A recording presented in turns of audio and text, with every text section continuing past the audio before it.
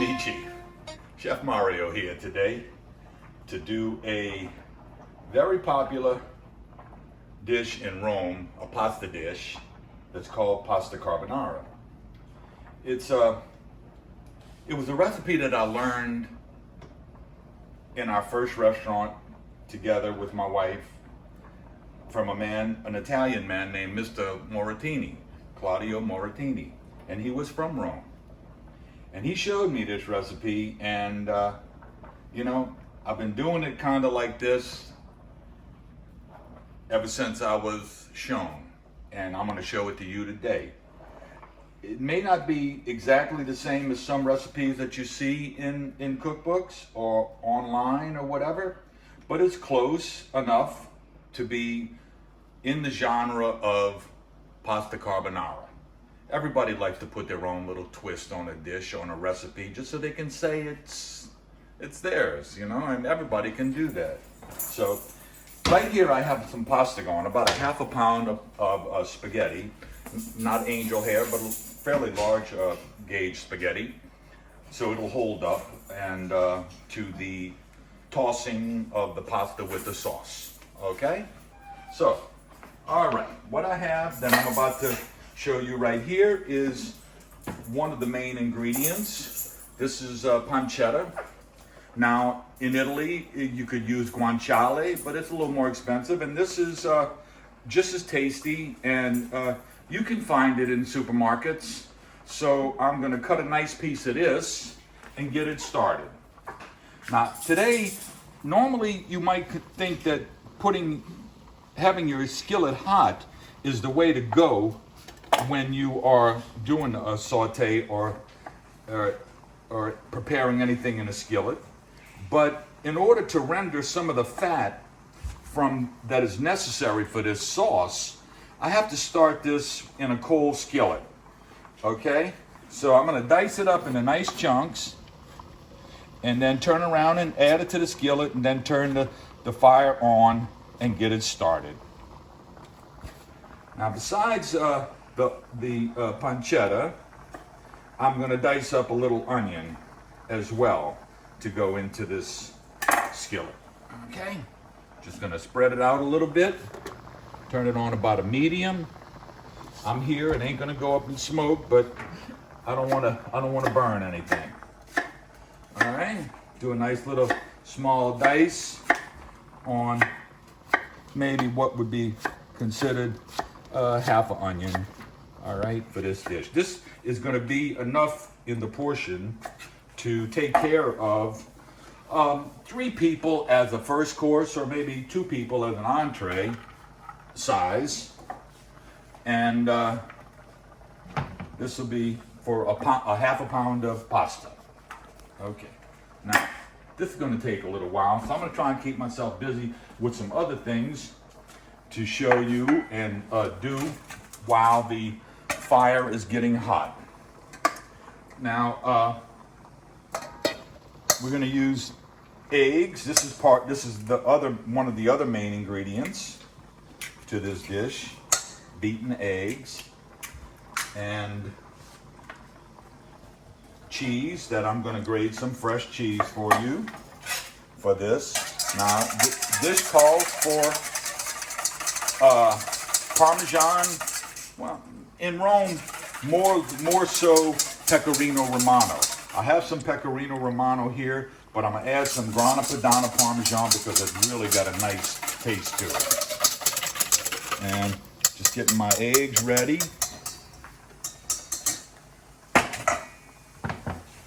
And I think I'm going to add just a touch of olive oil to this to help it get started. Now, it will render, but it's going to take a little bit of time. A few minutes. But the whole dish, honestly, is like half an hour from stove to plate and eating. So you could consider this a quick 30-minute kind of meal. The Romans loved this dish, along with the other 2 really popular Italian pasta dishes in Rome. It's the pasta amatriciana and pasta cacio e pepe. Now, cacio e pepe is kind of what it sounds like. It's got a really piquant flavor to it, and with hot cracked pepper. And the amatriciana is tomato based with also the pancetta and onion going in there, and that is also piquant with red pepperoncini pepper flakes and onion as well.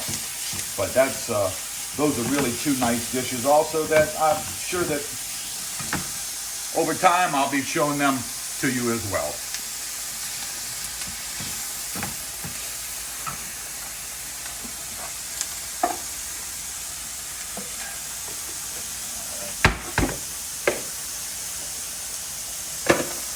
The grated cheese, the spice of life of Italy, cheese, olive oil, pasta, and wine.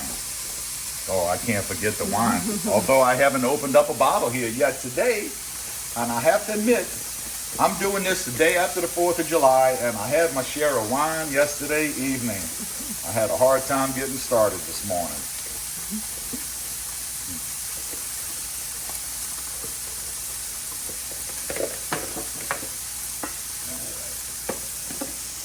We're starting to get a nice aroma from this now. We really are.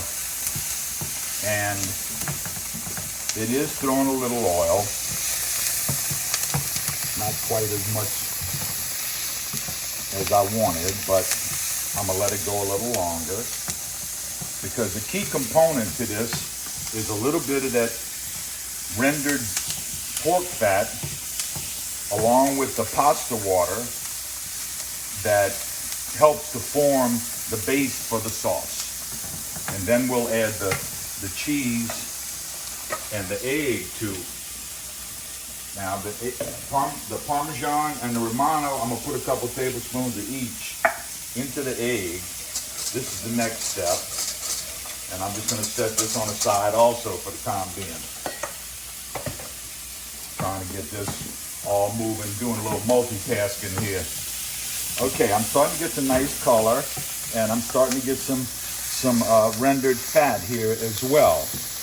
Okay, now the only thing I have to do is pretty much wait a couple of minutes until my pasta is ready. I thought I had timed this out where I put it on right before we came on the air to kind of get it a head start, and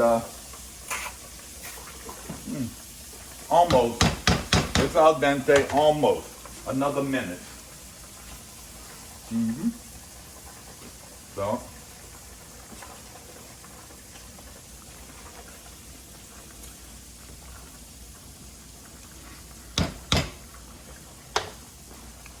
okay. Let me get my tongs. And I'm going to turn the fire off.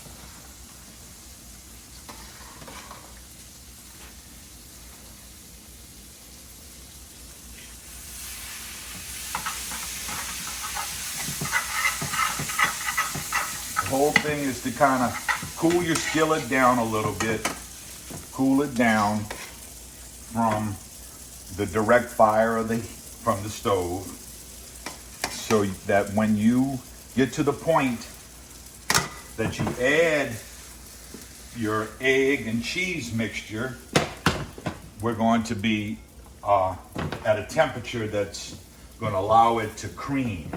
And I'm also going to put a little more pasta water into the skillet as well.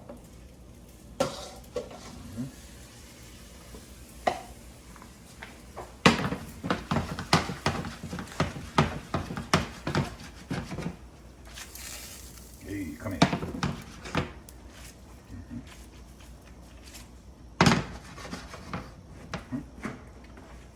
Right.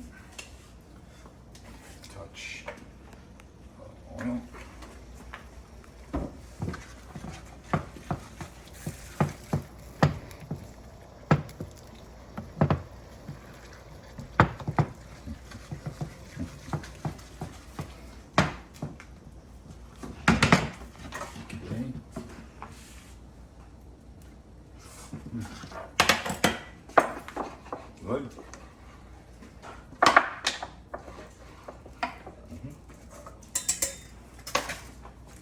tell you what else I'm gonna do.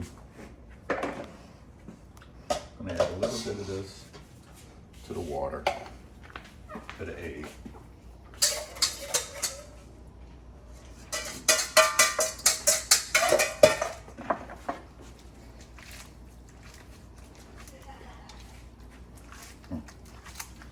And we're starting to cream up nice, you can see.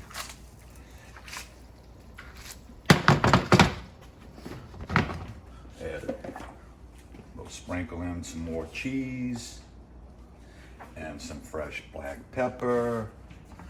And it's so good that I need to taste it.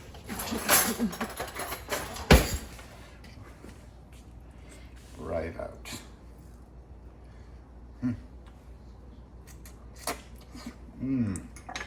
Delicious. Ciao.